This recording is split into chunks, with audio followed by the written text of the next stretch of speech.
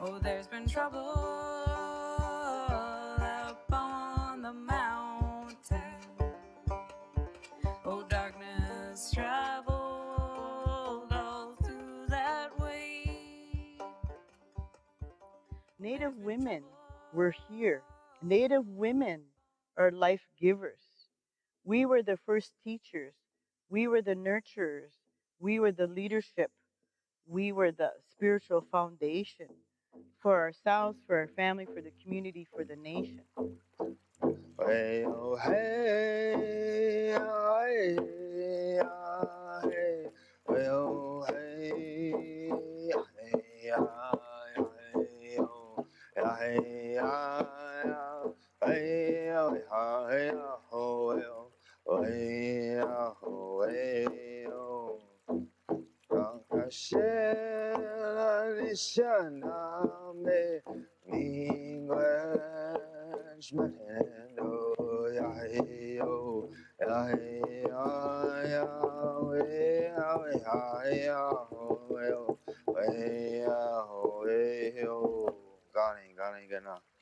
You know, when I think of the title for this film, when we, think about what that word Knisitotang means, it's really talking about an embodied knowledge that comes from relationship to the land. We have a word for teaching called Kikinomagewin, which means to point towards and take direction from. But you can also say Akinomagewin. Aki is earth. Akinomagewin is to point towards the earth and take direction from the earth. It's so powerful, right? To think about that turtle, the back of the turtle is where life comes from with our creation story. And you think about those shallow seas where all these animals were struggling to live in the water, and yet they found refuge in one another and counsel together. And to think about the climate change that we're going through, and to know that we've got these stories of climate change that come from 440 million years ago, and all the evidence that we find of our searching for the land. And I never really felt it when I was living in town because I used to live in this big city. I used to live in Regina. And then when I moved down to the res, I kind of just felt this connection with nature. I was just suddenly surrounded by green. I was surrounded by trees. And it kind of felt like I was home, and I felt safe, and I felt happy. You can learn from the land. You can learn from community and from our stories. Our stories are not simple folklore. Our stories are our theories. I started to shift my ideas of education through going back to our knowledges, going back and sitting with community outside of conventional schooling helped me to remember myself in relationship to land. It's something that you have to live. That's what my grandmother talked to me about doing when she was growing up. But because of residential schools, we were severed from that knowledge. So I'm still trying to kind of piece together those fragments. It's painful to feel that disconnection, want to learn, but not to have the people that have the knowledge right there with you to help guide you on that. That's the hard part, I think, for people who might be disenfranchised. They might be fostered out, or maybe they were adopted out. If you had no books, how would you teach? That's what I'd like to see in my community. Back to the land, more universal, more global, but from an Indigenous perspective. Indigenous education is a lot different. It's learning to be comfortable in the bush, whether you're in Panama, the Rockies, or the peninsula. You have to be comfortable in the bush. I come from a family of 8, and when my last sister was born, my mom got sick. She passed away. My father's mother took us all in, all of us. And she lived in a little log house. And people were coming, can we take this one? She wouldn't give any of us up. She says, I'm keeping them together. So that's kind of how I learned to keep your family close. Me and my father always had very deep conversations. And he'd tell me stories to help guide me through situations, and I never thought I was listening to him. Little by little, I started learning that subconsciously that my mind was following the path that he was setting for me. I'd work things out on my own. I spent a lot of time with my maternal grandmother, and I'm really grateful for that because she was a really amazing storyteller, and she would talk a lot about her upbringing, and she was a residential school survivor, and she grew up in the bush. Her parents were trappers, and she grew up that way until she went to residential school when she was 7. And these were just things that we talked about all the time. I remember her flannel pajamas and sleeping in her bed, and you know, every night I would be like, Grandma, tell me more stories.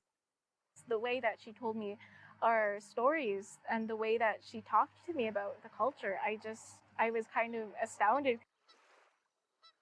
Our community are our aunts and our uncles. Our community are our parents. Our community is the past generations. We're in community with them. The community is the water and the sky and the rocks and the earth. You know, this is our constitution, right? This is how we are constituted. If you think about this as a verb, right? How are we constituted? Of the water, of the rocks, of the trees, of the sky. That's Chinaakanagewin. That's the great guided way of making decisions. So, and then you can put that into ceremony, or you could put that into a classroom and teach someone Anishinaabe law. You could put it into a family. Um, you know, there are different scales that this could operate. And even if Canada never lives by that constitution, you and your loved ones could live by that constitution.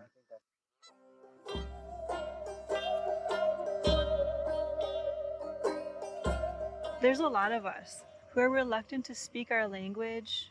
My grandfather, who I learned language from, was in day school. And my grandmother remembers all of the children who were lined up to get the strap because they were speaking the language. And my grandfather was one of those kids. My grandfather's feelings of not feeling worthy because he didn't have the education. And I learned, how devastating this system has been, but also how resilient we are. Today, I can't speak any of the language, although I know a lot of words.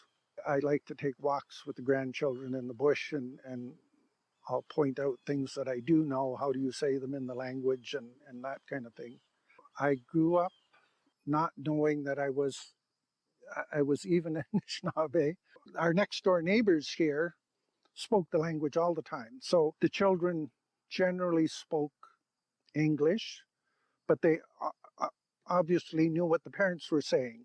We always relied on these friends to answer questions. What does this mean, or what does that mean? And that was the extent of our learning the language. So I even had to learn what residential school was, and I probably was in my 30s sometime before I even knew what a residential school was. I would like to see like my son's generations and those ones after to be able to say, I know what kind of tree that is, I know what kind of plant that is. I know where to go hunting, I know where to go fishing. It does come down to a lot of just being able to have that sense of identity. There is nothing within this school system that reflects my experiences as an Anishinaabe. I didn't exist in textbooks, history. I didn't exist in literature. My grade 11 English teacher told me that I was going to end up waste. I just took that as a challenge. We have something to contribute to the world. Our knowledges have value, and bringing our knowledges into these institutions is very challenging. I will continue to try and get these institutions to make more space for us. I felt like the things that they were doing back in grade 7 and 8 were stuff that, off the reserve were doing in grades 5 and 6. I felt like I was contributing to a society that had no place for me. The setting wasn't there, you know what I mean? I didn't feel safe or comfortable within that setting. There was a sense of shame for me in who I was and am, and I had to wrestle with that and make sense of that as I grew. You know, my friends were getting put in these classes that were, you know, less than applied. Mm-hmm. They were getting stuck into this portable that was outside of the schoolyard. And it wasn't just Native kids, there were other kids, but it was like the problem group. I just wanted to be with my peers. So I just told them, put me in that class. The norms that they try to push us through in these education systems aren't what I wanted as my end game. Looking back, I was a child dealing with an issue much bigger than myself. So I just stopped contributing altogether. It was a struggle all the way through school because I never really fit in. And I learned quickly it isn't about your abilities, it's about who you are. Who's your parents? The Catholic Church and the federal government work side by side to take our land. They work side by side with the narrative of get rid of the Indian problem. Get rid of those Indians because we don't want them here. And they're the ones that did the dealing. And that's how the rest of Canada gets to prosper. On the backs of the mental, emotional, physical, sexual, and spiritual abuse of children for the last 7 generations of my relatives.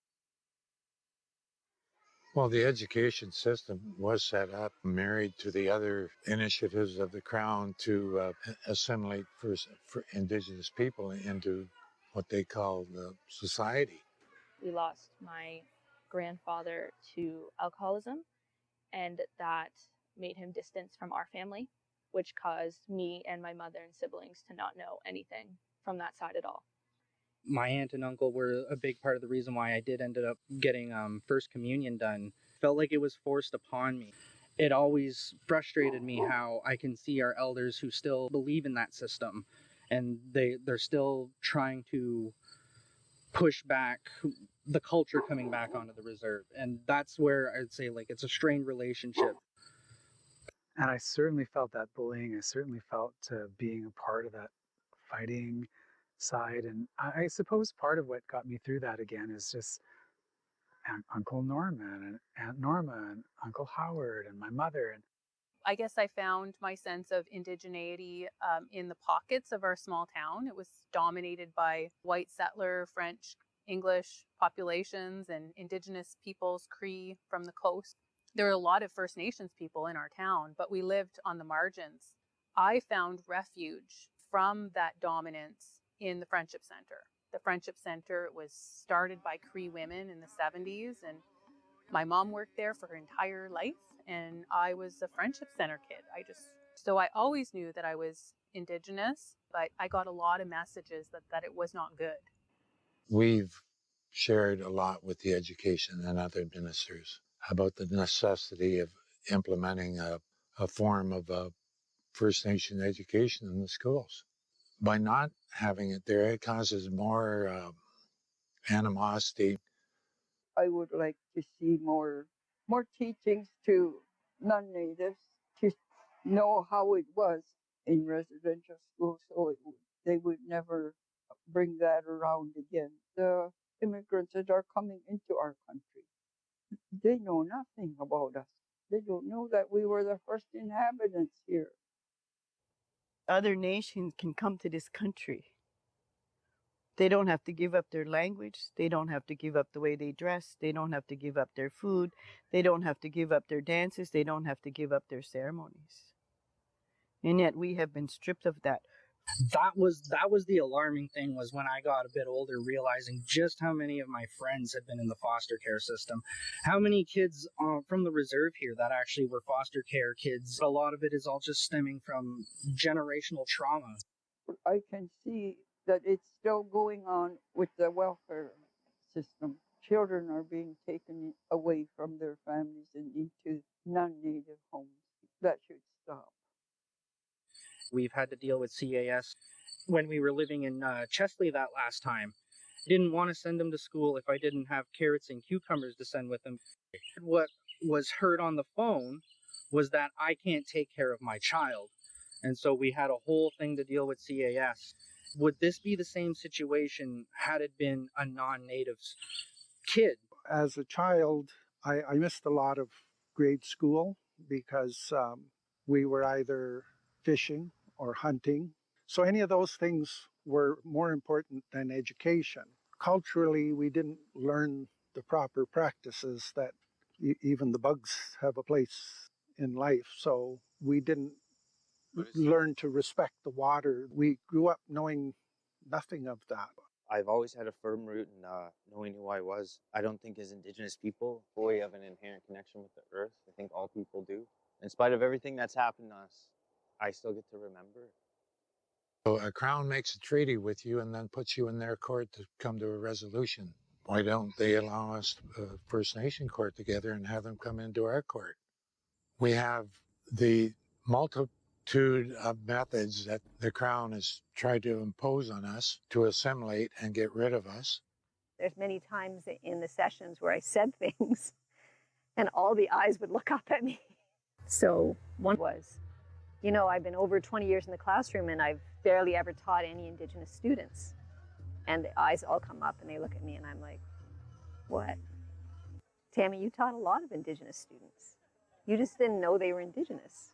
And I listened to these stories that these people were telling me and I was thinking, that can't be right because I have a degree in history. And then I'm checking and it's all true. All this story that happened to the original group of people in this country was just unknown to me.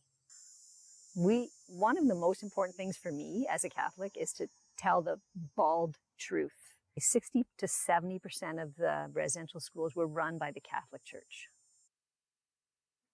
And there's been talk too about trying to get the Pope to come to Canada to apologize. I see no other way that we will accept an apology. He has to come here to our people on our land and apologize.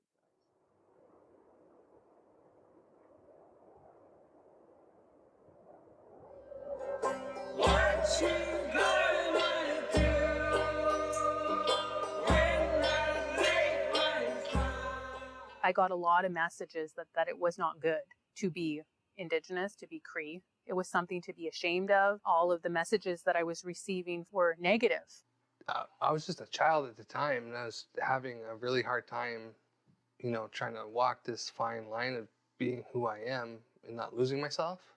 I didn't want to contribute to something that didn't even want me in the first place.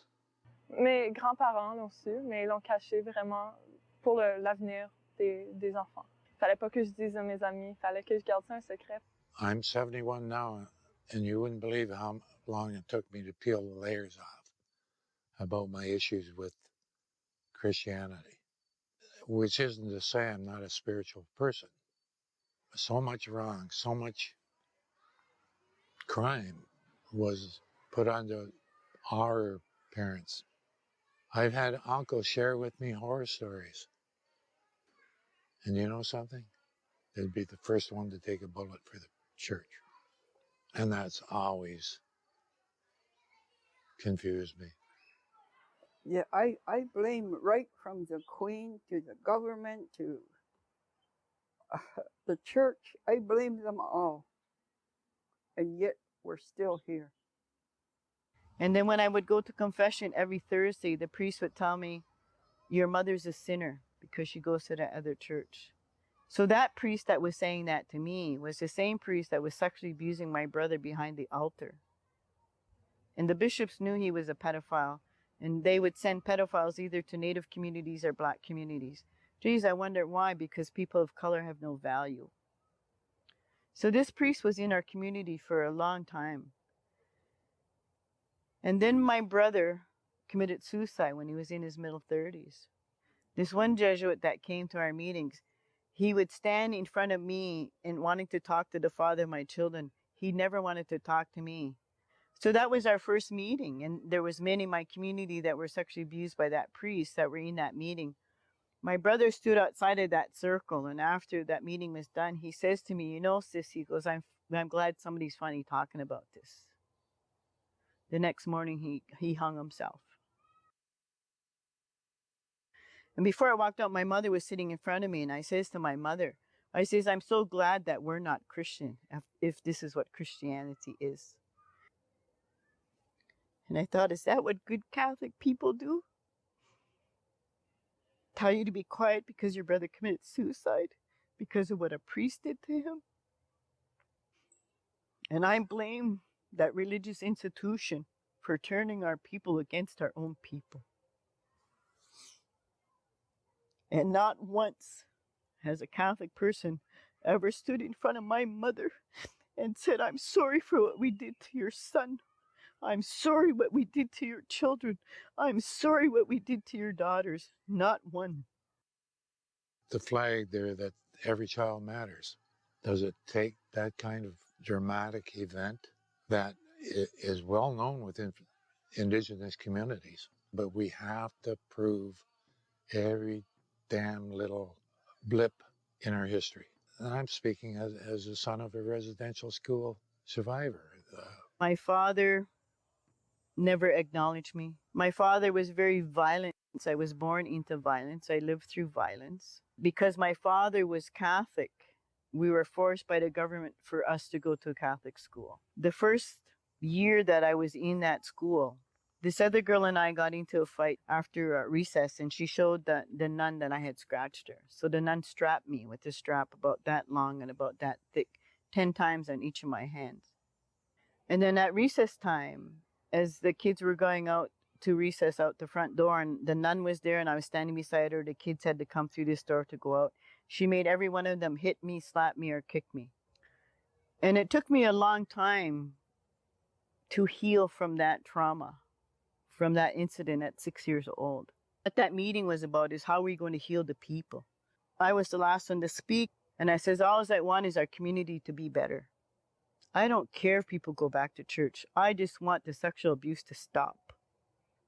And it has to stop now. There's sexual abuse. We need to look at it. We need to deal with it. And people need to heal from it. It's not even my fault that I don't speak my language. It is the Catholic Church and the Catholic schools' fault. So the systems in their narrative knew if you destroyed Native women and you take their children away from them, you destroy the family, you destroy the community, you destroy the nation. We have thousands of missing and murdered Aboriginal people, not just women, but men and boys. I had a teacher say to me that residential schools didn't exist. His name was Mr. Simmons.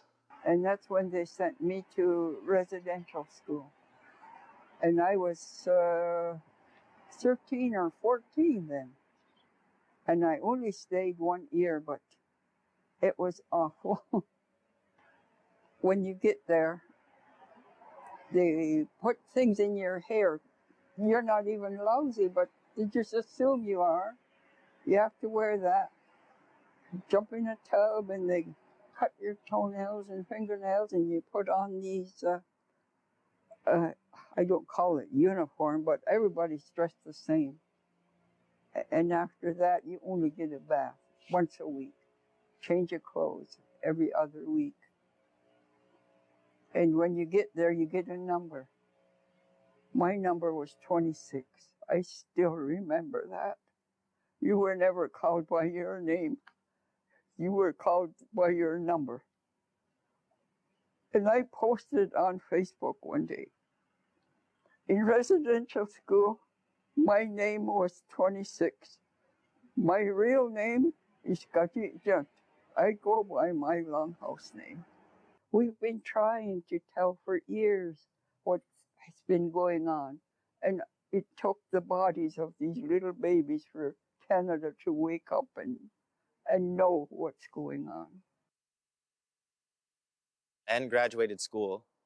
I was still in public school. My friend had just died, and I just had a breakdown. And for me, it was seeing like how many people I had known that weren't alive, felt like no one really cared. My father was one of the most successful poachers in the county. Isn't that sad for an Indigenous person to have to fend for his family if he's found out he's going to be fined or go to jail? The reason he's doing that is he can't afford to go to the grocery store. We were walking around here like thieves in our own land. To get our burial ground notified, nothing was being done. So we got together one morning and we drove our cars into someone's backyard and we occupied the land. So I can remember when the RCMP and others went up to Darlene Johnson, our lawyer, and said, we're going to have to put a trespassing charge here. Very quick thinker. She said, good. Do you have their names? And they said, well, the names of the homeowners, because they're the ones that are trespassing.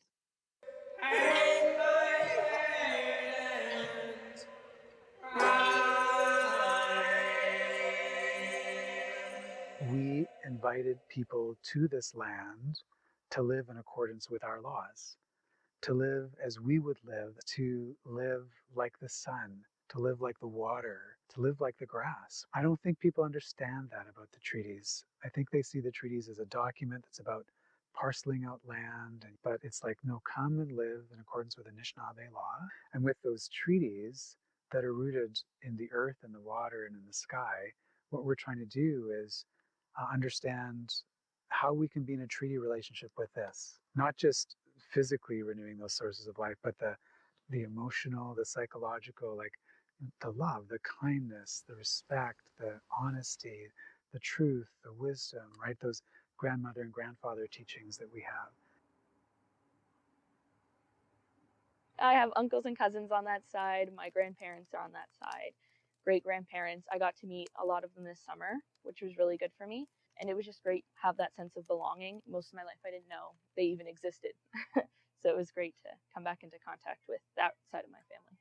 I do believe in education. I do believe that universities have a role and a responsibility to educate the future generations. And I do very much believe that Indigenous peoples play a big part of that. I got into university through the back door. I always frame it that way because I got in through a bridging program. But I stumbled across Aboriginal studies. That for me was a complete moment of transformation, because I remember who was teaching that course. I remember the room number. I remember where I sat.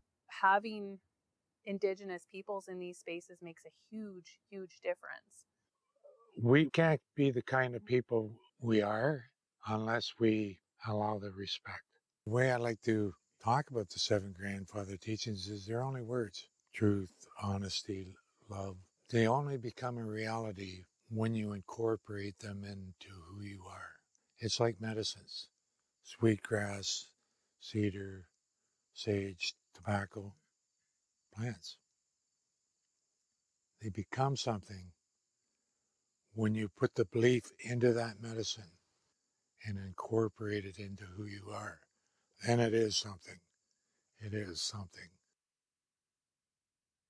Healing isn't just a 1 week job, a 1 month job. It's a lifetime journey. It's my own people that healed me. It didn't go to no non-native institution to go help me. The Catholic educational system displaced us and made us separate from our heart, our mind, our body, and our spirit. It's time to rebuild that and bring it back together. And I met this man. He was a Plains Cree from out west, and I gave him tobacco and I asked him to be my uncle. And this man was an ex-priest. And my sister and I would go sit and talk with him. When he took my tobacco, he made a commitment to me that he would be my uncle and that he would help me and he would guide me and he would support me. We would sit and ask him about why he became a priest. And he says, I became a priest because I wanted to help the people. Then the question was, so why did you leave? And he says, because I met this woman and she was a teacher and I fell in love with her. And now the elders gave him a pipe and he was a pipe carrier. And he goes, that is more powerful than standing in front in any church. He goes, because this is our church.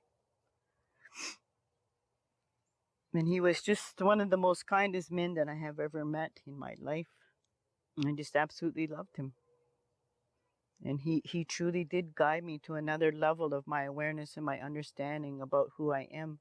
Maybe one day I can forgive the Catholic Church. I'm not quite there yet. But I sat with this lawyer a couple of weeks ago who's a Catholic man, and I was sharing with him, maybe one day I can go step in that Catholic church. And when I can step in that Catholic church and feel it's just a building, then I know I'm on the other side. And he says to me, Liz, I will go with you and walk with you there. And my voice got really shaky, I almost cried. And I says, okay, I says, but not today. And even my ex-partner who's in Creator's World, he'd always tell me, he goes, you know, Nisit Tonkwe, one day you need to forgive those priests and those nuns. And I says, well, I'm going to need to do a lot of healing around that. And I've had moments of it. And I've even had moments of forgiving that pedophile priest that sexually abused my brother. I have had moments of it. But I want to be able to stay in it. But if you can find a way to face the pain and not get crushed by it, then it allows you to recognize yourself in all of those folks, both those that have caused pain and those that have been hurt and are still in pain. The humanity of this is that we're all in this together. This pain is still going on, right? Colonialism is not something that's in the past, it's a present event. 64% of kids in care in British Columbia, for instance, are Indigenous kids right now. 80 to 90% of the people in prison in Saskatchewan are Indigenous right now. That pain isn't just residential school era, it's also this era too. But just because you feel pain doesn't mean that's all you can feel. Sometimes by feeling pain, you actually then appreciate those moments of joy and possibility. If we're to get through this, we have to get through this in a way that draws from just eyes wide open to all the beauty and all the hurt. I was doing a presentation with some women from Western, and there was a woman sitting there, and I was sharing a story about my brother. And this woman stood up, and she says, I'm a nun. And she says, I need to tell you, I'm sorry. I'm sorry what my church did to you. And I walked over to her, and I hugged her, and we both cried. So that's truth and reconciliation. The educational systems and institutions step aside and give us the space and the resource. We will do our own land-based teachings. So we can have our ceremonies, our language. Give us one of your parks. Let us build our land-based teaching space and healing space. You want truth and reconciliation? Then give us the means so that we can have that. You come to us and we'll teach you about who we are. Our stories, they continue to be told around our kitchen tables, around our sacred fires. And now I think there's this movement, this mass movement among many Indigenous peoples to return to that and to not assimilate. And that's because we are getting supported more than ever by educational institutions the way that they should have initially been. What happened in Oneida. So they decided to create their own educational system, but we're going to teach it from an Aboriginal perspective. So it was traditional knowledge, but it was also delivered by the people of the community, aunts and uncles and grandparents that they knew, because they wanted them to see it, not just to talk about it, read it about it in a book. And I think that kind of learning is what's needed. Back to the land. I went there one time and they brought the kids in and they did the Haudenosaunee address. And that's the prayer they do, and they thank the Creator for all the things that He has given and the responsibility that those things were charged with. And they did it all in the Oneida language. Almost every kid that ever came out of that school went on to higher learning. The week before I started coming to school, they had this whole course on Lenape culture. And I had never had a school that had a course fully on Indigenous culture. I was just amazed to hear people excited to hear what I had to tell them about my own culture. Growing up, I spent a lot of time with my grandmother, so my grandma basically raised me. I grew up more in the Indigenous culture, and I just felt so happy and so proud. I know who I am, and I'm so proud of it. We are growing in number. We are stronger. I went back to our ceremonies. I went back to our stories. And so it was through that process that I started to realize that our education is much broader than how I had previously conceived of school and education. Education happens everywhere. It doesn't just happen in the written word. I didn't know our people had ceremonies. And so I went and changed my life. I heard the teachings. I sat with the grandmothers and the grandfathers. But our people need to heal our people. Our people need to teach our own people. Because we do know the history. We do know about land-based connection. Truth and reconciliation. I don't need to reconcile with you. You need to reconcile with me. Do I hold the truth? Yes, I do. Inside of my being, I know and believe and understand that everything that I do and everything that I have done affects me, my children, my grandchildren, but affects my mother, my father, my grandparents, my great-grandparents. That is the power in our healing of our medicines and our ceremonies and the way that we see the world. The only way that this is going to change is to create relationships. Because everything in our cultural way of being is about relationships. We all have a heart, mind, body, and spirit. The old people always say, learn about who you are, and then you'll know and understand about other people. It's healing, and non-Native people need to do their healing, and they need to stand in their own truth, no matter how hard that is. We've had to continue to stand in our own truth of the mental, emotional, physical, sexual, and spiritual abuse in our families, in our community, and in our nation. I think what my mom did, she came to the world with her hand joined to her mother and father. And there was all of that pain that came to her. And she also had the love of the land and the water. She had the appreciation for what these all teach us. And so that came through her. And then I'm born. I'm then connected to her hand. And what she tried to do was have all of that garbage stop here and allow to pass through as much good as she possibly could. Right, so there she is with hands between generations as a transitional figure, really. And to bear that pain and to have that lodge and say, that's it, that's going to stop, that's not going to go to my kids, and then to be the recipient with my hand held to my mother of all that incredible beauty is, she did it. And the classroom is not just the four walls. The classroom is a spiritual thing. It's the space that you hold for that learning out of respect for the learners. It is a beautiful thing. It really does change the world. Nuance is sacred. I think that's so powerful.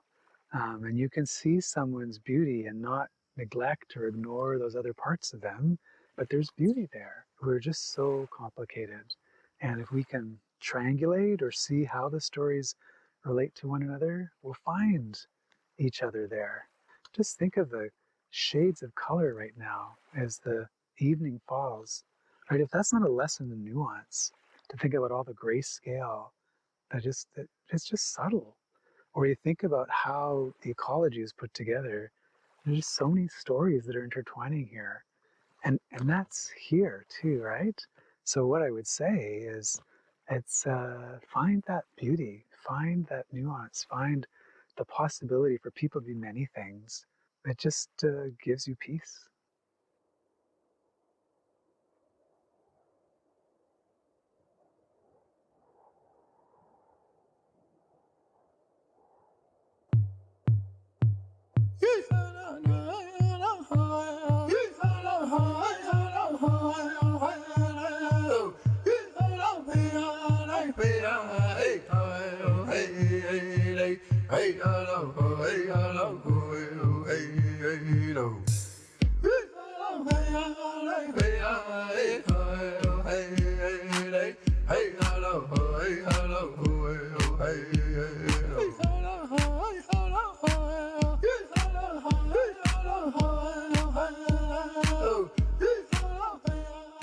At the beginning, it says on stolen land.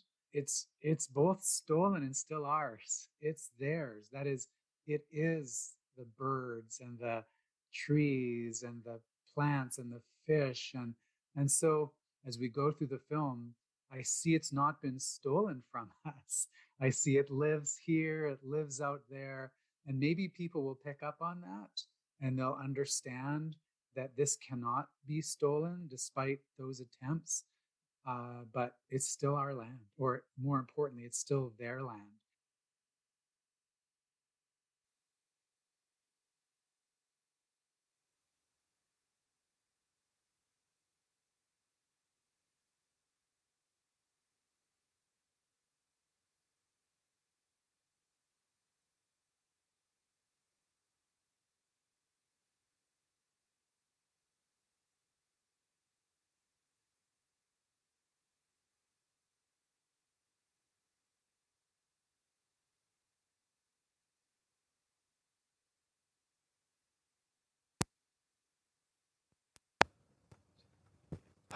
I've seen it a few times now, and every time I find it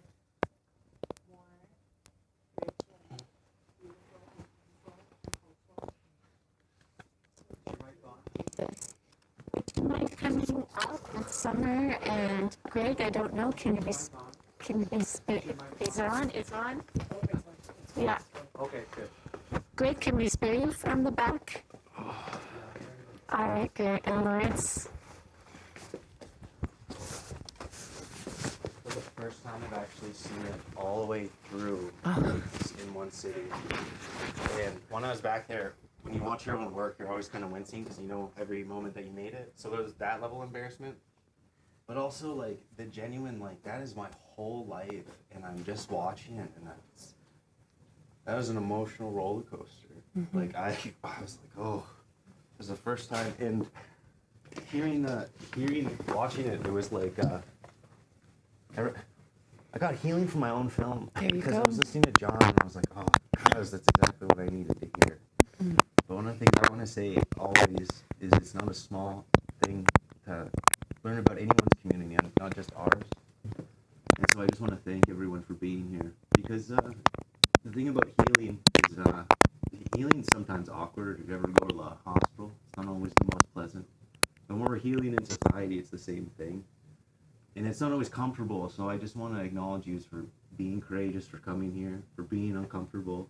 And, you know, because there's aspects of this that this film has so many films in it. We try to focus on one thing, and it just kept going.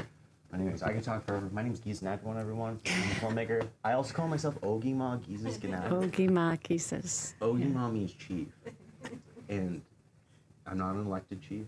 And someone, I was talking about that. I told Mom I was panicking. I was like, because what does that mean? And what it really means is, I come from a really small community, and I have lost the majority of my friends that I grew up with. And so I was talking to Nimki about that, and he says, it's like we are, Ogima isn't about being chief, it's like we should all be that for our people. And he says, what it means is, we're going to remember all these people even though that they're gone. And so, talking about a chief, Nimki makes a joke, he says, we're the chief of ghosts. But it's the spirit of our friends, and Nimki, he's in the film, he's always reminding me of that. But I'm an old man, I'll talk forever, I want to open it up.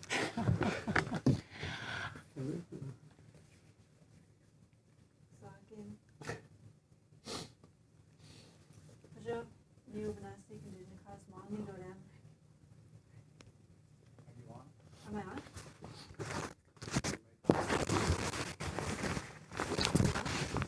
I realized I was talking really loud. My name is Summer Bressette. I'm from Stony Point. Sorry, Summer, it's not working. Oh, no? Okay. Try it for a second. Yeah, it's not on. Hold on. Now it's on. Can you give it to you? Sure. Sorry, I'll be right with you. Just like a clothespin, like that. And just into your shirt, it'll be fine. Excuse the noise, sorry. I'm talking to the people online. They're hearing click, click, and no nonsense. Thanks. Is that not on again? No, it's on. It's on? Yeah. Okay. And I've had the pleasure of knowing Keesis as a friend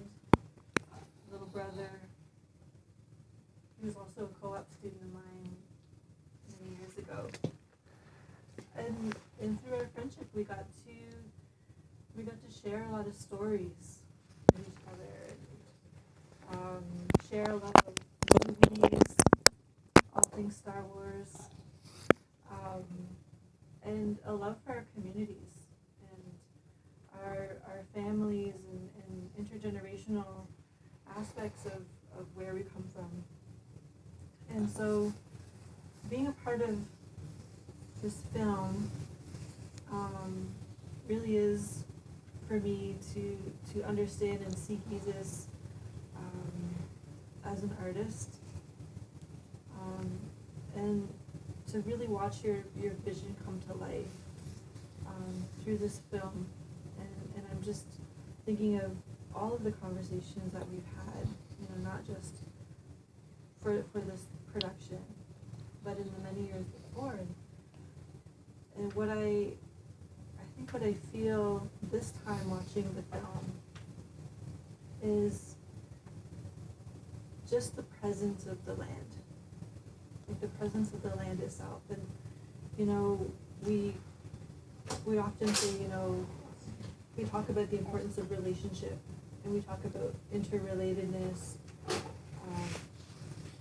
I've got many cousins, and many cousins who are my adopted cousins, and that's just how our families are. I was speaking to Christy over here just before the film began, and we're from the same community, we're cousins, and we've had a lot of death in our community lately, past year, in the last couple of years. And what that does to a person is when you come from a small place and you carry all of the stories of the people that you are in relationship with, and they become part of your story.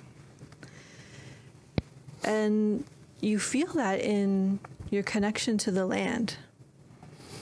And when we think of the land as being our relative,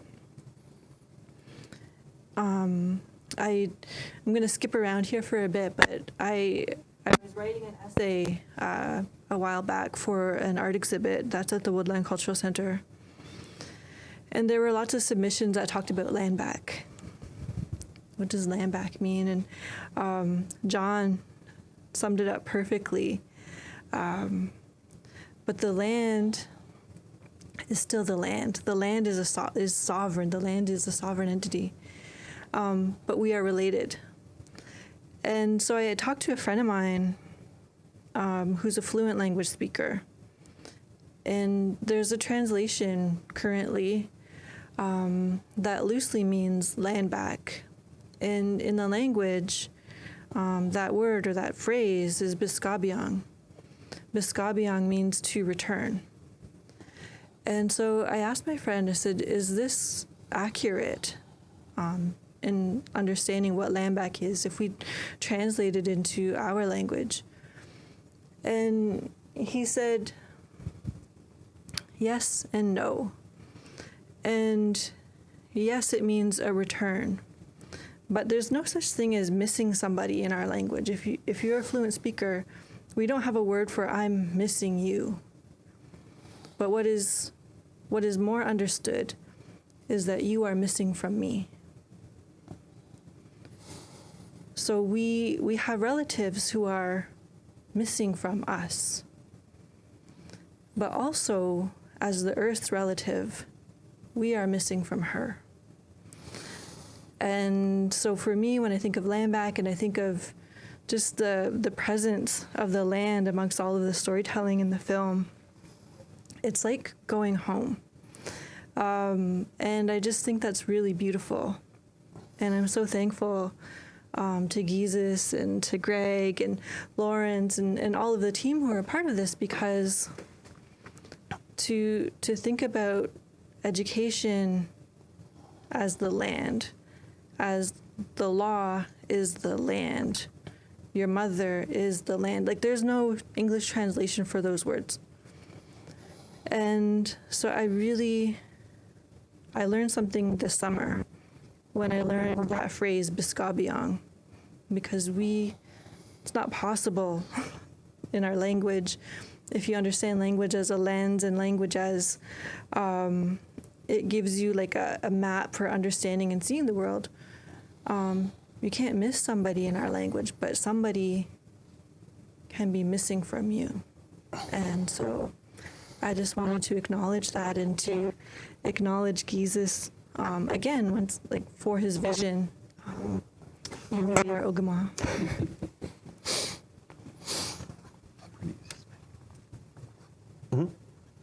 We're gonna use this mic. Oh, we're gonna use this mic to speak? No, Keesis, you're okay. Oh, what? Who? You go. Oh, okay. Are we gonna open the floor up? Are you guys gonna introduce yourselves? Yeah. Oh, I guess. Yeah, do I have two mics here? Do I need this? I don't need this. Greg needs it. Greg needs it. Well, I'm Laurence. I'm the one who not only the producer of the film. It's the second documentary I made with Indigenous communities in southern Ontario, southwestern Ontario, and this one, of course, was underwritten by the Office of Indigenous Initiatives, for which I'm very grateful, and the School for Advanced Studies in the Arts and Humanities. And for myself, as a non-Indigenous person, the whole journey that when I first began to work with, I actually began working with Indigenous students here who mentoring some Indigenous students who were struggling, and then that led me a bit into working more with Indigenous communities, and then the two documentary films. And it was an extraordinary thing for me. I lived for years in London, and I knew vaguely that there were Indigenous nations near London. But if you had asked me, where's the Oneida Nation? Where's the Munsee Nation? I didn't know. If someone had said, well, do you know where the closest, the nearest residential schools were? I'd heard of the Elgin site. I didn't know exactly where it was. I couldn't have driven there. The Brantford School, and I discovered not only it's right there, but it's also, and this is one of the things I say to other non-Indigenous people, it's so easy to step forward to the Indigenous communities. The Indigenous communities are ready and willing to communicate with non-Indigenous people. They want that communication. And we need to be working together. And non-Indigenous people often have a lot of nervousness about well, what do I do? I hear this often. What if I say the wrong thing? If you say the wrong thing, and if it's really the wrong thing, someone will tap you on the shoulder and say, by the way, that was the wrong thing. But in general, it's not a difficult thing. That, the first time I just walked onto Oneida Nation, onto the reserve, and I was looking for the cultural center, and I walked into the community center, and there was a guy there, and we just started talking. And I said, my first time ever out here. And when we went up to Cape Croker Reserve to film, it was an extraordinary thing to meet and work with these people. I learned something. I learned that the generosity of the Indigenous community was not even considered generosity. It was just considered, this is just how you are with people. This is just how you are with people. It's not that, oh, I'm being so nice to you, or and you remember we were staying with your aunt, and after the first night, she said, oh, by the way, I'm going to be gone for the next couple of nights. But she didn't even bother to say, it's okay for you to stay here, or you need to find a place. It was just understood that, well, of course you're sleeping here. This is where you're going to be, and that generosity that doesn't even get called generosity. Don't forget the salmon and the... And also, yes, when I was leaving, we're filming some of the last things, and Greg Nadjiwon comes driving up, and he's been out fishing, and he holds up this great big salmon he's caught, and he said, "This is for you." It was good. And and then he comes back. When we went back to your mother's house, the Ken, who was staying there, just said, "Oh, there's a thing on the deck for you," and there was a cooler with he'd filleted the salmon, and that there wasn't a note saying, "Please take this back with you." It was just, "Hey," and I brought it back, and Greg took half, and I took half, and then I sent a couple of knives up to Greg in return. But that was one of the things that I've really come to learn is that when the Anishinaabe communities talk about their teachings and what their values are, it's not just words. It really is what they mean and what they live by, and which, in fact, everyone should live by. In the 17th century, the very first trappers who came to Canada, they lived with the Indigenous people. They lived as Indigenous people, and often people couldn't tell the difference between the people who were white and the people who were Indigenous, except for slight skin color. If the Europeans had built on that and even taken, 40% of Indigenous culture and adopted it instead of just imposing European culture, we would not be in the climate crisis that we are in right now. So that experience of gradually coming through and working with, and I also, as I watch the film, there's all these moments when I think, I remember when we were walking. I remember when you took the camera and held it under the water. I remember when, I remember when you say, grab the camera, because there was a bird on top of the steeple, and they come running up and got him just as so it's good, such a starting good to shot. to fly away. There was so many, and now I look at it and I go, oh yeah. Do you remember when we started? So Summer, I don't know, Summer, Greg, one of them got a hold of me, and I hadn't met Laurence yet, and I was really on edge because they're like, we want to make I was like, I'm not going to say yes to anything or anyone. I had to meet Laurence. When we met, one of the first things everyone was just trying to empower me to be like, this is your voice, this is your film, we're going to do the way you're going to do. And I remember you talking, you were like, we want to have, like, it's an Indigenous voice. And I was like, if we do this in an Indigenous way, you have to be embedded in this the whole time. And one of my favorite films, that film's very emotional, but also watching it, there's a very heartfelt film that no one else gets to see, which is the story of us making it. And I always think of that because Laurence is talking about the friendship. It really is that easy to just, instead of making it this great big thing, Laurence became friends and were embedded in the community. And I did that very purposefully. I'm happy that they stayed with my family. I'm happy they stayed at home because I wanted my community to see them, because if the film was bad, that meant I wasn't only on the hook. but there was about the shared responsibility of that it's all of us. And we talk about who did what, but when I think about how this movie was made, it was made in a very holistic fashion. And and I just wanted to tell that story because I think it's important. Well, I'm Greg De Souza, and I'm a settler. I'm a settler. We came here when I was 7 years old from Guyana, which is in the Caribbean. And my dad loved Canada, loved the values of Canada: honesty, justice, fairness, opportunities. And that was communicated to me. I'm a Catholic. I learned that God is love, and love is God, and where there is love, there is God. And I believe that.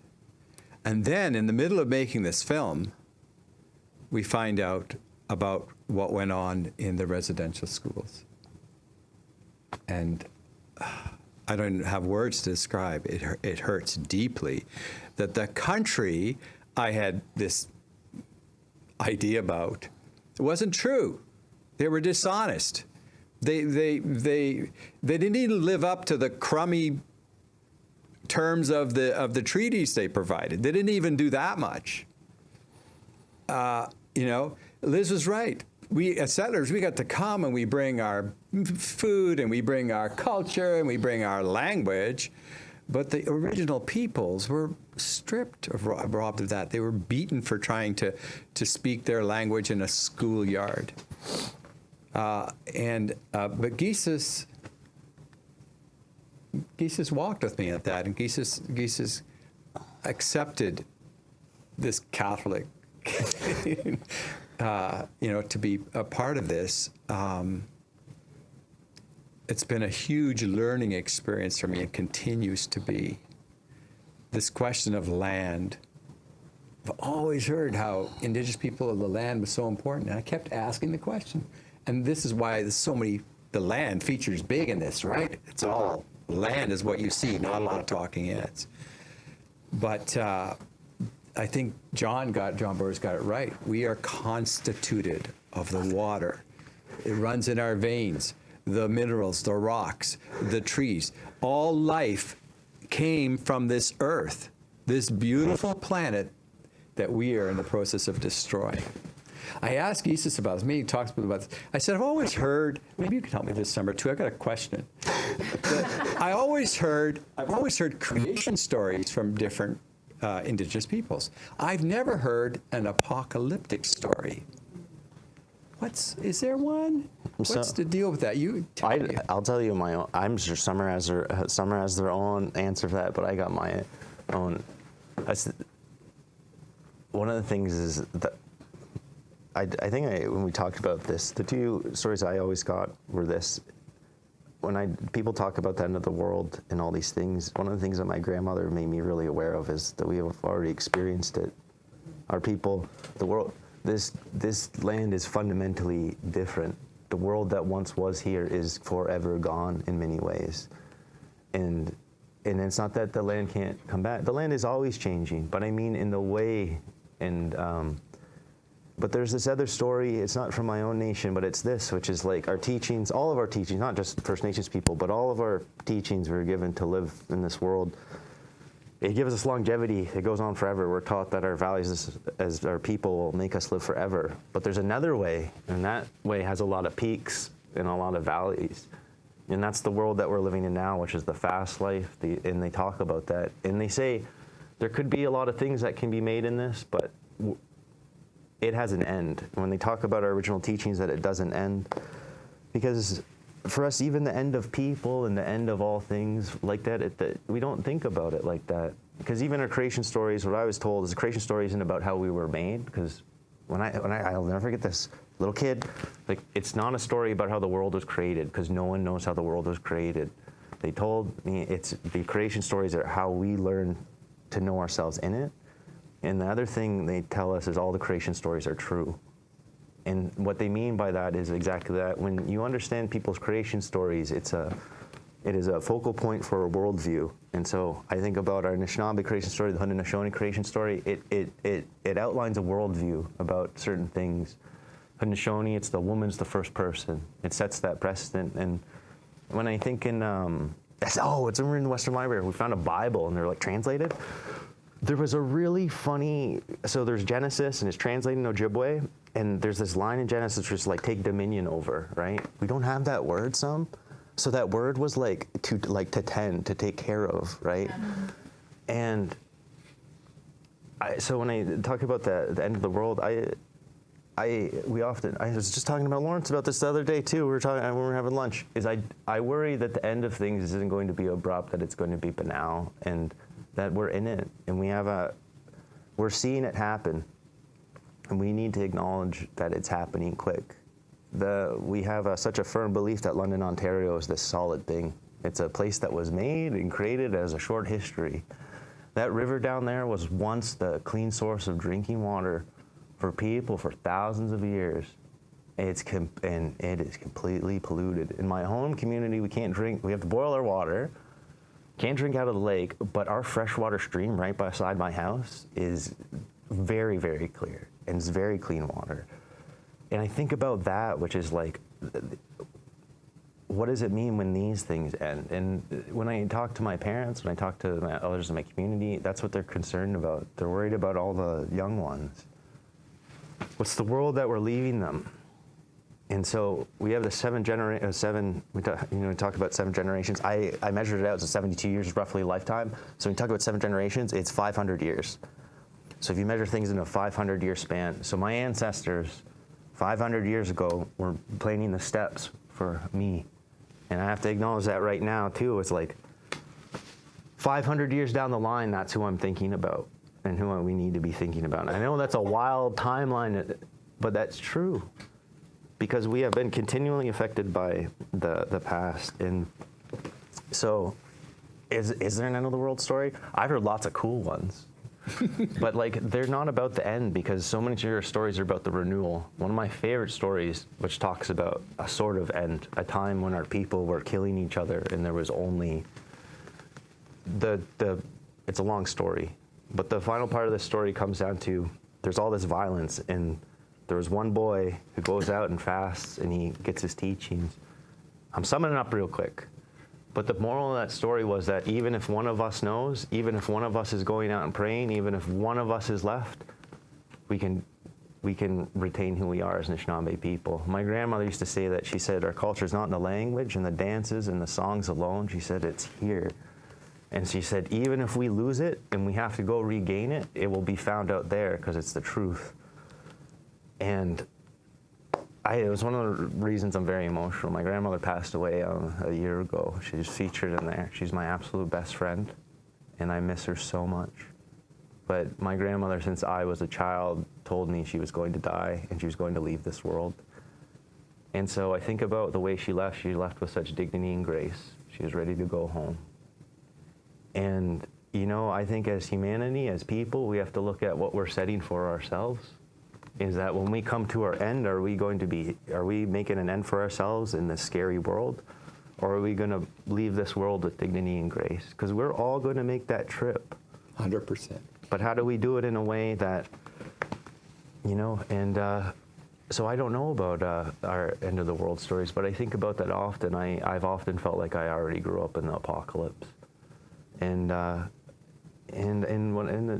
what I said was true. I'm more worried that what's going to happen is the banality of evil is very real. I think some of the worst things that happen right in front of our eyes and do not look in the ways that they do in the movies. I wish everything had a soundtrack, because then we'd know. But it don't work like that, and that's the trouble. And so I want to open the floor up because we've asked no questions. Summer, do you have anything else? Yeah. I agree.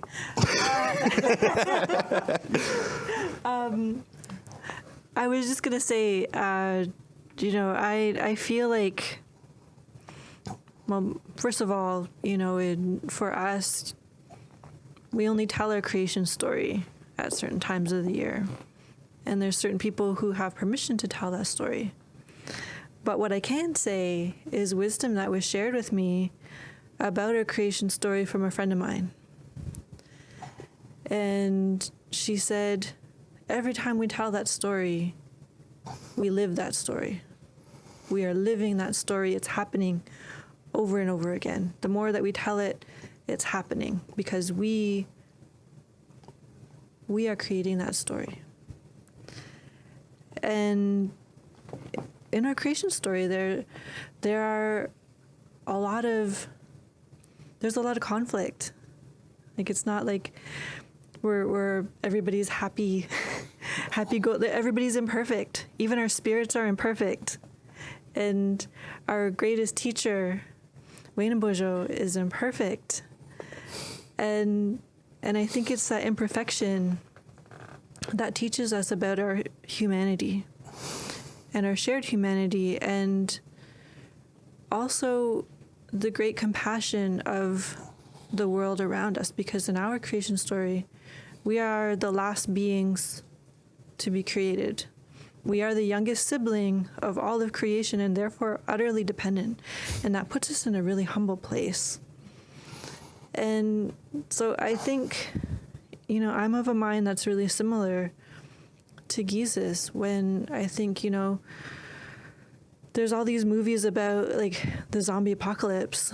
I mean, there's a great Indigenous movie called Blood Quantum, if you're ever interested.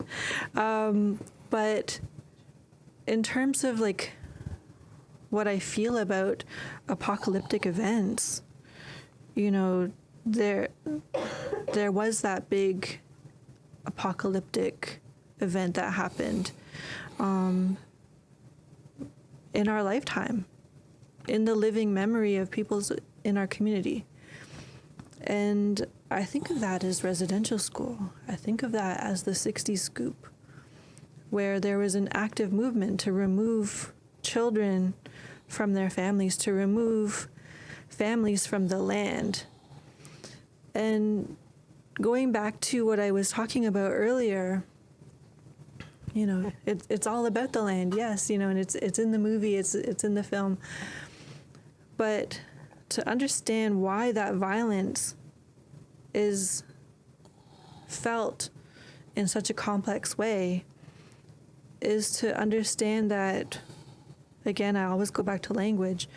Our language tells us, you know, there's no like, the land is your relative.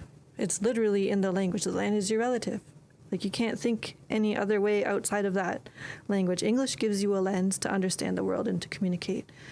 Our language gives us a lens to understand the world and communicate. So when we talk about the land as our mother and that great violence of being separated from our human mothers and our families, but also our first mother, and being sent to school, you feel that violence so deeply. And I think that's why, you know, we're so moved. I'm so moved when I see images of the land, you know, and the conversations that happen around the land, because that's, to me, where we need our healing. We need healing because we've lost our language. And I feel like if we can heal that rift, that we can have this outlook, our people can have an outlook, again, a perspective on the world, where they can conceive of the creation story being told and retold, and it's happening again because our language gives us that lens and we don't have to talk about it in English. So yeah, you know, I'm of a mind where our creation stories give us perspective. They give us our values. They help us to see the world, but I also feel that that's in our language, and that's felt directly by our ties to our land and our communities. And so I feel like if there was ever an apocalyptic event, you know, we're survivors of our own apocalypse, you know, the fact that we're still here. And so I feel that, you know, really, really strongly, you know, going forward, there's a word in the language that I really love that means great-grandparent, and it also means great-grandchild. And it's in Danagobichigan. And John was talking about that in the film. And Danagobichigan is the same word for great-grandparent, and it's the same word for your great-grandchild. And it means that you are inextricably connected to each other. You are almost the same being. And so I just feel like we move forward and we have perspective on what is possible in the world by going back to our language.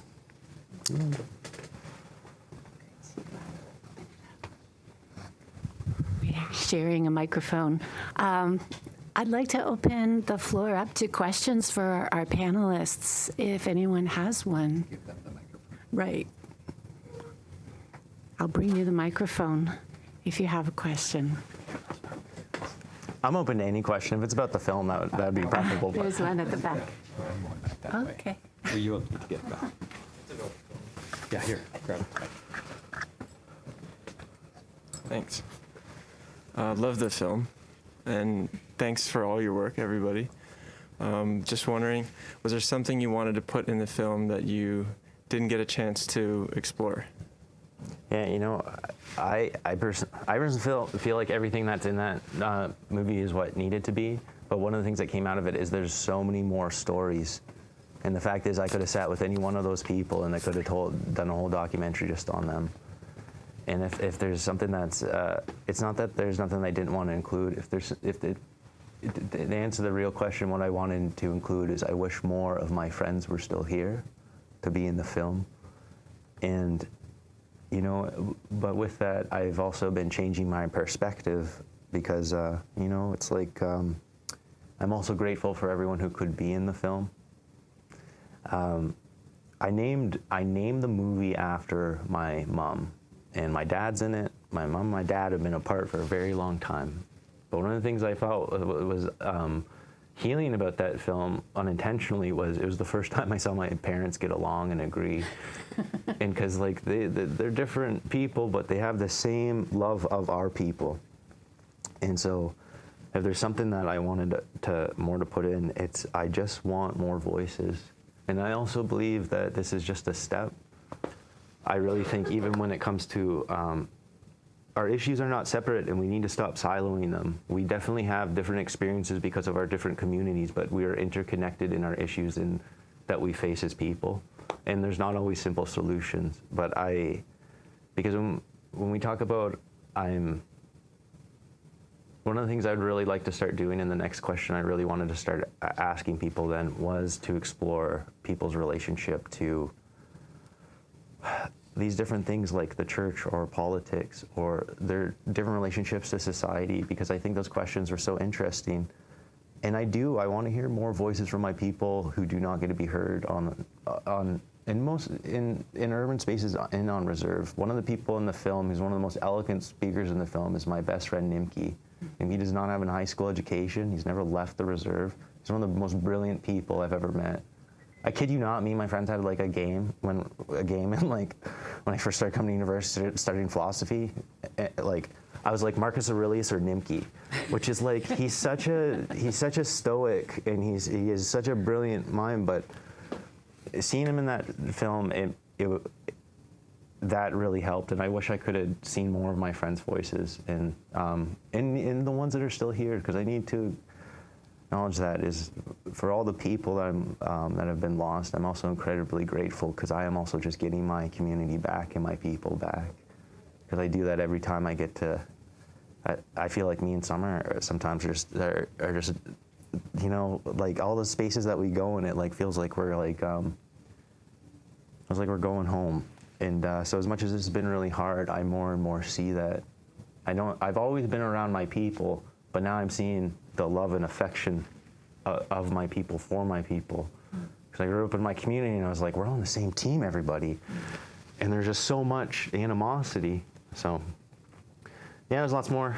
But thank you for your question. If I could just add something, if I can just turn your question slightly, which is all the things that we had to, the selection that we had to make, and things that we had to set aside, even though we loved them, or even sometimes, as Keesis said, the three of us made this in such a holistic way. We'd go out and there was this measure of serendipity.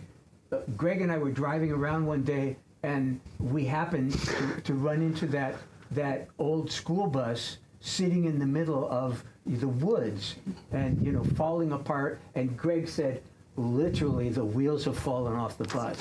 Like, that's really what this is. As I grabbed the cameras, you know, let's just take the footage because we know we're going to want this. But and sometimes the very beginning of the film, when Nisatang Quays is speaking, and it's just completely dark, and this was me. Really, we were doing this over Zoom, shouting, saying, "I just want her voice. I don't want to see anything." And Greg said, "Well, some music in the background." No music in the background. No. I just want that voice to start the film. And you would normally think, wouldn't that be Keesis, the indigenous person, insisting that this is how it has to start. But because we were so involved, the three of us all working together, that we all were comfortable in there was one music interlude between two sections that I had done on the piano, and Keesis said, no, we're getting rid of that. And so there were times when any one of us had such a clear idea of what needs to be done at this moment, and all within the umbrella of, Keesis said at the beginning when we first started working on it, I want something that's in between a normal documentary and an art house film. And that was sort of the umbrella from the beginning, that it needed to neither be one nor the other. Greg, do you remember that? There's a day that Greg asked me for like a shot list of, because it's right when we said, this is one of my favorite. Greg asked me for a shot list and like of the scenery, because he's like, we're on Do Nature, and I told Greg, he's like, how do I know what shots to get? I was like, go out in the land and go pray. and I was serious. I was like, just go pray about it, because I also know that Greg's like very spiritually connected person, and I knew when I said that and it was that they got it, and I think about that through this film, and I was reluctant. I always be reluctant to work with folks who I don't always know, but I've known Greg was my film professor, but more than that, Greg, when I was at Western, did this really amazing thing, which is he saw me as a person. I was very much struggling in my class. I was very much struggling with, and he was one of the first non-Native people I'd met who saw that I was struggling as an Indigenous person, but I didn't feel insecure about it. And I told Greg it took me a long time to trust him, not because he wasn't trustworthy, but because so many people had treated me with so much indignity that it was like meeting this man who was so respectful, so kind, and so understanding. It scared me because I had not experienced that. And, a lot of people say this about you, Greg, is you're like such a dad. I'll take it. But better yet, a papa. Yeah, and truly that in all these spaces, it's holistic. And Laurence is, you're generally one of my most favorite people. I think about, I made this film and I kept telling everyone, I was like, I'm making this film with my buddies. And so all my friends at home just thought like other guys my age, and then I brought Greg and Laurence. But with that being said, it's like that we have different backgrounds, different experiences, but I just think that this film was made by people who all saw the humanity of it. And I am always forever grateful to be connected to Summer at the end. Oh, check this out, son. One of my jackrabbit sweater. So we were in a Summer wrote a play that I was in, but Summer kind of touched on it earlier, but it's like these friendships, it's like these bonds are very real, but we've always worked together. And one of the things my grandmother taught me, she's like, you need to act the same way at home as you do when you go at work. That doesn't mean you don't have other responsibilities or other hats, but she's like, you don't change your character, because it's like you are this whole person. And Summer, I've known them for so long, and has seen me grow a lot. They also see me not grow a lot. No, I'm just kidding. But I've known them for a very long time, and I'm so incredibly grateful to have these people in my life, because as much as I just made this film, like I said, this is my whole life. It was hard watching that movie, because I'm happy that Western supported us, but they did not pay us enough. And I say that because what it cost me is there's an aspect to this where I once again still feel like I'm happy I made the film, but it was a lot, because I feel like I had to give a lot up, and I'm still waiting for that stuff to come back. And I'm not sure what I'm looking for to come back, and that's what I always said is like, Craig and Laurence, we get one person. If one person gets this film, I was like, we done it. And I know that it's gotten to more than one person, so I thank you. Because it is going to start happening. These changes are going to start happening, and it's subtle. I honestly believe that we've been traumatized by all these big systems, so why do we try to use the systems to fix it? If these systems are the things that have been breaking us, let's go back to the most simplest form, which is this friendship. And that's why I sincerely like to talk to you, why I thanked you for being here. Because I want you to know I see you. I've taught lots in school, like lectured a lot, and the relationship between this, right? Like, I'm here, you're here, you've listened to me. If we were in the lodge, we'd all sit in a circle. And so even though that we're not doing that, I see that attitude being replicated in lots of different spaces, that even though we're starting to sit in the circle together. I was very angry when I was growing up. I was like, it's everyone against us. So I just, I'm so grateful that the way that this film kind of got made. I want someone to ask another question because I'm so hungry to hear like. Who has a question? I see one back there. I'll bring you the mic. Thanks very much, and I really enjoyed. I mean, enjoyed isn't really the right word. I was moved. It was a very powerful film. It was very engaging and very compelling, and I really appreciate it. And my question is, I'd love to hear more about the music. I love that you featured the musicians in the credits and included their pictures. And reflecting on it, it seems like you used music really intentionally. It wasn't there the whole time, but when it was there, it was like really seemed like a significant thing. So whether you could tell us a bit more about the musicians or about the songs that you chose or the music that you chose and what it meant, because I mean, it was very effective as it is, but I also feel like I feel like there's much more depth there that on a first viewing and not knowing more about it that I can't pick up. But thank you. Yeah, the number one thing is I used all musicians I knew because I know lots of our folks who make music, and one of the things I really believe in, just what I was talking about, how these things make real change, not the systems. I really believe in the power, soft power of culture. So I really like to have. There was two friends of mine who are absolutely amazing musicians, and they're also people who go to the ceremony, and they're people who I know very well. So all the musicians in there I know very well. And Willow Switch is in there. They're a local London band, and they're made up of they're a Anishinaabe person and a Romani person, but they use their whole philosophy around the music is about is about connecting back to the land. And then with the last one, the film ends with this song by my cousin Bryden, and you know, my cousin's story is really amazing because he also grew up in my community, struggled with the similar things that I have. But his whole thing was like he wanted us to exist on a bigger stage. Like he wanted us to, you know. So he makes like dancey like hip hop music, and but I know his whole message is like. I was just talking to him recently about this. It's like we're here, like we exist, we have things to contribute, and it's like we exist in every sphere of society and that we don't get to be seen. And so all those musicians I know have a lot of integrity, and all people who are also very much working towards what I am, which is to try to improve things for our people. And the opening song was me singing. I'm a really bad singer. No.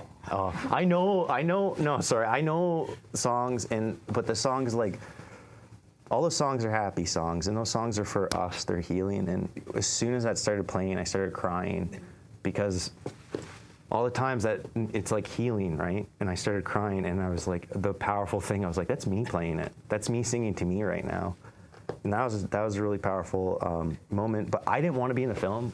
Greg convinced me. He's like, you gotta be in the movie. You gotta be in the movie. And I protested until the very end. I was like, I think we should cut that out. We should cut. The song at the beginning, it's exactly right. Yeah. And the other thing, I mean, all three of us are musicians. If you watch the film again, when Bryden's thing starts right at the credits, the four drum beats, when that's up, it sends shivers for me. And then his voice comes in, and you don't quite know, and somehow you realize that it is telling you that we're now moving out of the film and into the credits. But and the editing of it right there is just. I find it so powerful. No, I take it back. It was really intentional because that music is so modern at the end. That's such a good line. I should have said that. That makes sense because like the film's all about all this stuff. It's about the history and the past, right? Bryden's music is so like modern, and it's about like taking. I'm gonna write about my own film. I have a question from our online audience, and it's from Rachel.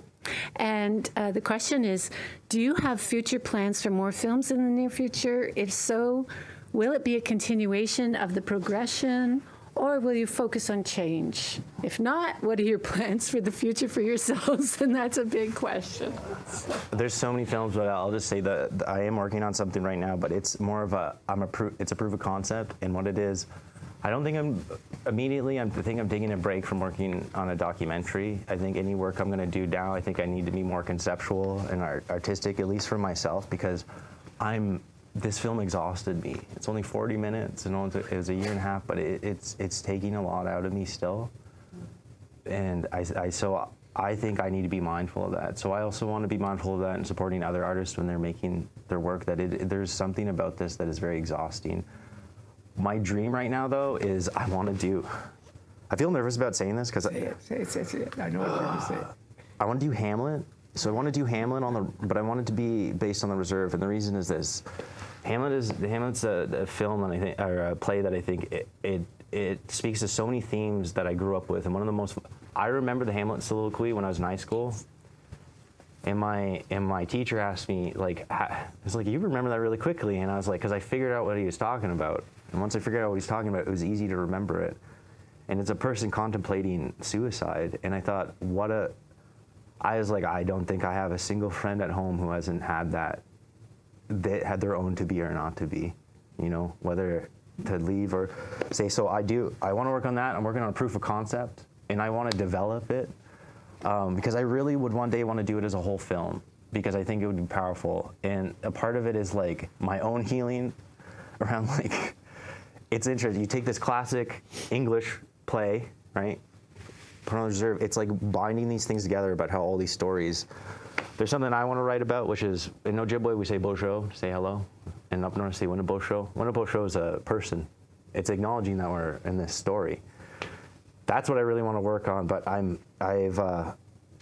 started working on it. I'm just doing a proof of concept in one scene, but I really want to make it. I would love to. I want to be him. I don't like acting, but I wanted to do this, and it came out from. I had this idea years and years ago. I was actually sitting with Nimke. It's probably 16, 17. We're just sitting on his couch and we're smoking, and then it's Laurence Olivier, Hamlet was on, right? And then I was just being I think I could do better than Laurence Olivier, which is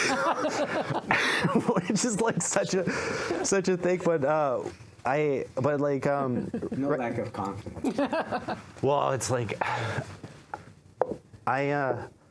I haven't wanted to be and a part of doing it too is I really have tried to keep myself. I don't have social media. I don't really.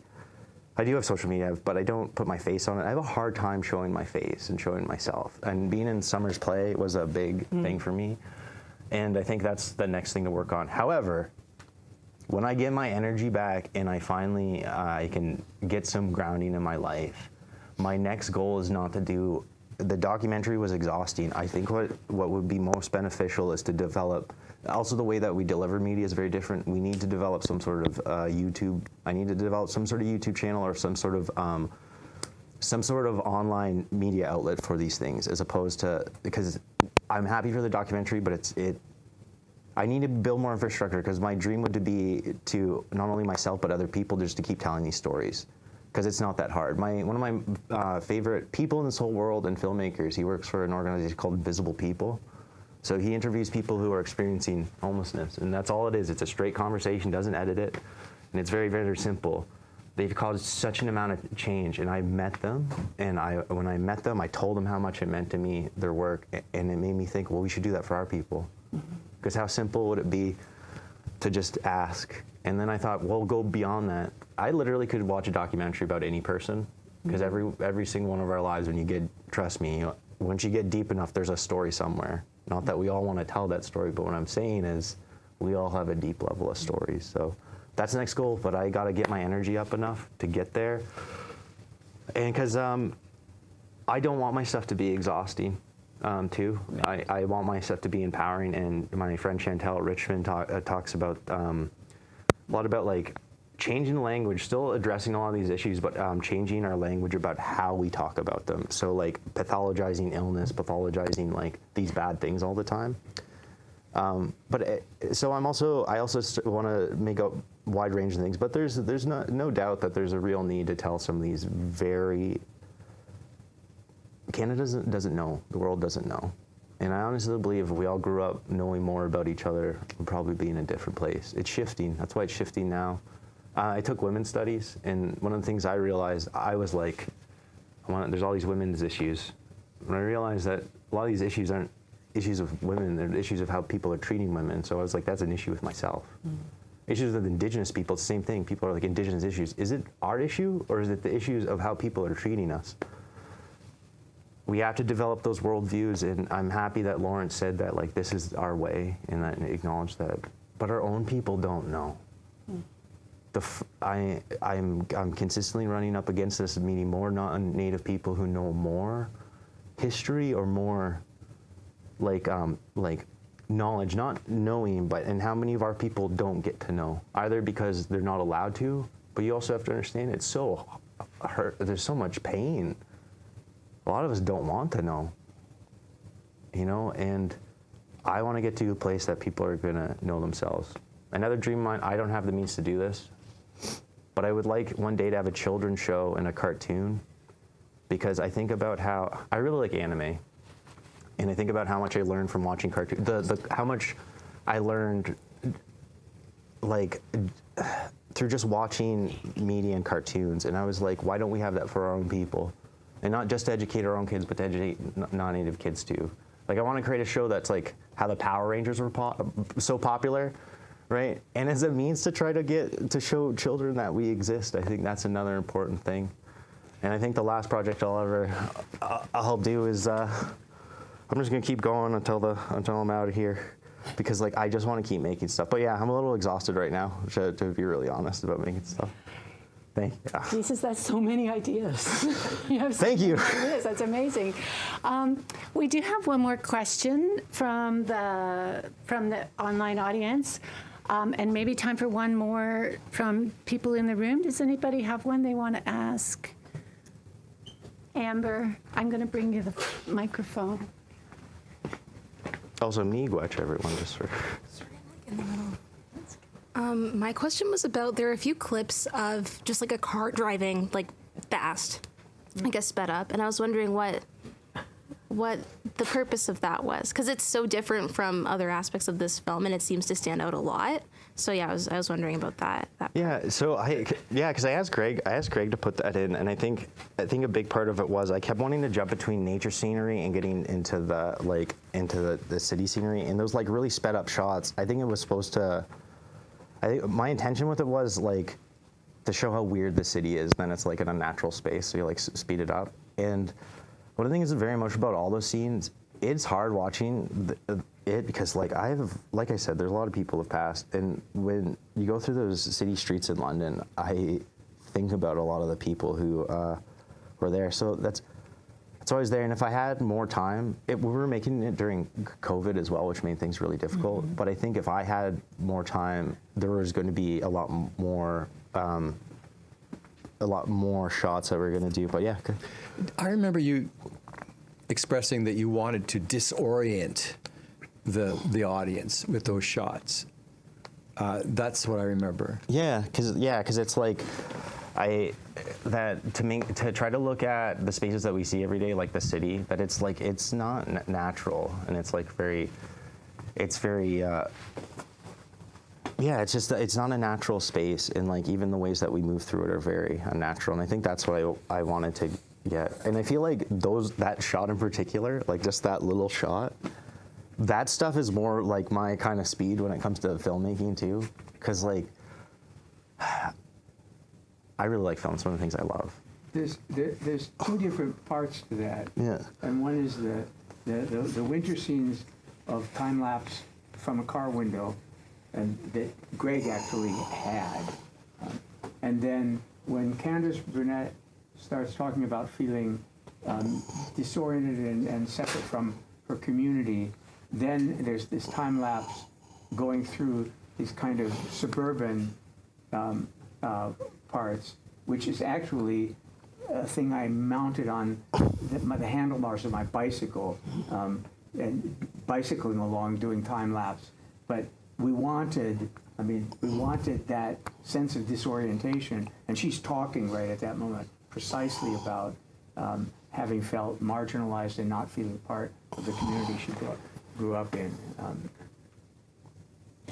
So last question. This is from Vidya, and I'm going to summarize it because what Vidya says twice in the question is that the one great thing about the documentary, among many others. Microphone. Among many others, it's the way that a beautifully coherent message comes through despite a multiplicity of voices. So that coherence and multiplicity, and they love how the title of the film captures this synchrony and understanding in a single word. So did you ask questions intentionally in a way to evoke that coherence? I got to say this because it's super weird. Because we're asking all these people, because we're like, whatever film we get out of it, we're going to get out of it, because we just got to ask these people these questions. My mind was blown to hear all these. My aunt is the minister of our church, very different voice in my community. My father is the chief of my community, very different voice. My uncle, who's on council, they're all people who disagree. And to see them all say the same thing, and to say it all in their different words, and to hear John say those things, it surprised me, because I didn't know that was going to happen. I didn't know that they were going to get to the same things. When I interviewed Nimki, I genuinely thought he was going to say something very, very different than what he said. And it all started to culminate, and it was interesting because none of these people knew what the other person had said or was saying. But then these things kept being echoed, and I think about my grandma when they're like, when things are like true everywhere, it's like it's really true. And with the name Nisatang, there's a lot of this movie. For a lot of people who aren't connected to culture, I think it seems very weird. But this movie, like, I really did make it like it was a bundle. Like, I prayed a lot, put my tobacco down a lot about it. I did. And it's an emotional film. There's a lot of work I had to just do with myself afterwards, and so I named it after my mother. Mm-hmm. Nisatang is my mom. And, you know, I had botched so many films and making them at times that I was at this point, I knew what could go wrong and we were doing. So I just knew if we steered the ship one way, and we just had that intention that it would work itself out.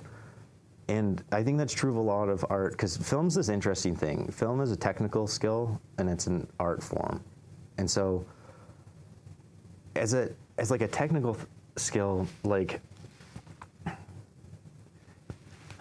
what I'm trying to say is this, like, there's aspects of film which are like you make and you design and you shape, because you get to edit, you get to put the sound, you get to have the camera. That all you control, right? But there's something that happens in filmmaking. There's a line, you say it, you write it 3 times. Write it in pre-production, write it while you're making it, and then you write it in post. And that's so true. So we wrote it, we had the film from the beginning, right? There's the film that we were making going through it, and there's the film at the end. And because even while you're making it, when you spend so many hours with footage, it's like mind-numbing. There was a time we were editing, and I was like, what is this? I forgot I was like, what is the film about? And it's not because we were losing track of what the scene was, it's just I'd watched it so many times.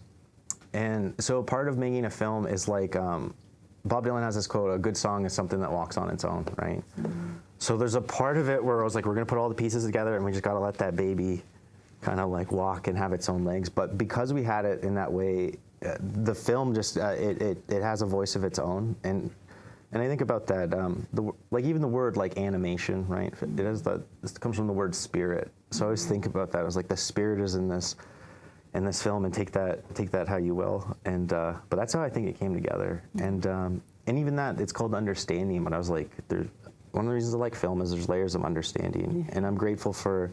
I think film is diverse as the people who see it, because you'll see different things. And so this film is also made by every time that you watch it as well or see it and share it. So it's so if we think about the synchronicity of it, it's it's because it was really made with this holistic approach. And I'm still trying to share it with people with that same holistic approach. Like, you're now kind of a part of this film from having seen it. And yeah, and I think that was a big goal to you guys. We were almost surprised that, I remember when we sort of got it all done and we watched the whole thing and you said, wow, it actually hangs together. It was like, it sure did. Because I think the whole time we never quite knew what we were doing. Was it going to pull together? And then it was a kind of delightful to. But that being said, we had 21 hours of footage to bring into that 40-minute thing. So there was very much a process and an arc that we were trying to build. And the sections and arcs. So we were very intentional all the way along, but you do kind of lose track of it at the end. Yeah, well, it really wasn't an accident, though. We really put a lot into it, and that's how it turned out. But and it's been a learning experience for me, and I'm honored to have been part of it. Mm-hmm. Summer, do you want to say something about the project you're involved with at Forest City Gallery? Currently, I wear many hats in the community. I'm a teacher. I teach a couple of courses for the Anishinaabe Education Institute. I also work as a consultant to various arts organizations in and around the City of London, also with the different schools. And so that pays the bills. But what I really enjoy, what I really, really enjoy is the opportunity to be creative and to be an artist. And so I worked with the Forest City Gallery in this past year on a storytelling exhibit. And so that's normally what I do. I tell stories. I'm I think for me, it all comes back to that love of sharing stories and learning from people and building relationship and kinship through stories. And so in the past year, I was invited by the Forest City Gallery in partnership with the Indigenous Initiatives here at Western to share something that was kind of like out of my comfort zone. And it's a story that I tell that's familiar to me, but I'm always looking for like a fresh way to bring it to life for other folks. And so I did my first art exhibit at the Forest City Gallery not this summer, but last summer. And I think that was the start of a relationship with Forest City Gallery that I'm really enjoying. And a week ago, I was involved with a panel discussion to talk about teaching art and incorporating Indigenous art as teacher. And that's one of the things that I do. I think it feels like just a part of my nature to be able to do that. And so when I teach an art course, or 2 art courses for the Anishinaabe Education Institute, and I had to actually, again, I always talk about, what it is to decolonize myself.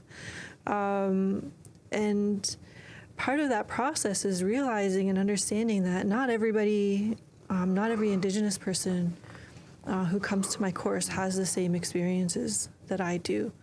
Not everybody who is in my classroom has grown up with art as their teacher. So my mom is an artist. She's a visual artist. My father is a professional musician. I tell stories. I'm a playwright. I have cousins who are cousins and best friends who are in theater and movies. And so the creativity that was always in our household was just something that was really natural to us. And so I had to think of a different way outside of how I learned, just how to impart the importance of art and creative practice to students, to Indigenous students who, you know, a lot of times I was questioned by them. Why do we have to take this course? Why do we have to learn about art? And I love good questions, and I love a challenge. And so it was helping me, I guess, to learn more about where my students were at, because I think it's really humbling. It can be really humbling to be an educator and to realize that, you know, there's this expectation that just because you're Indigenous, your experiences are going to be the same as the next person. But what was really surprising to me through this course is where, you know, I come to art, you know, very naturally, but it's helping my students and the students in my classes to see that they are inherently creative, whether or not they acknowledge that before, but coming to that new understanding within themselves, and the growth that happens when people tap into their creativity. So that was really exciting for me, doing the exhibit for City Gallery last year, and then this past week talking about working as a teacher, teaching art to Indigenous students. Wonderful, thank you. I'll just grab that. Sorry. I want to thank you all for being here. I think we're going to go away feeling quite thoughtful and processing quite a few feelings. I really want to thank our panelists for joining us today. It's so generous of you to give your time. Keesis, Summer, Greg, and Laurence. And for our guests from off campus, we have a couple of small gifts to thank you for coming. Thank you so much. And I know I do anyway. I won't assume for everyone else. I know there's some filmmakers in the room. I know that there are students in the room who've been talking about a lot of the issues that were touched on today. And I found it so inspiring. I really did. And it gives me so much hope that we can all work together so many more times in the future on so many more projects. And I look forward to that. So thanks so much. Oh,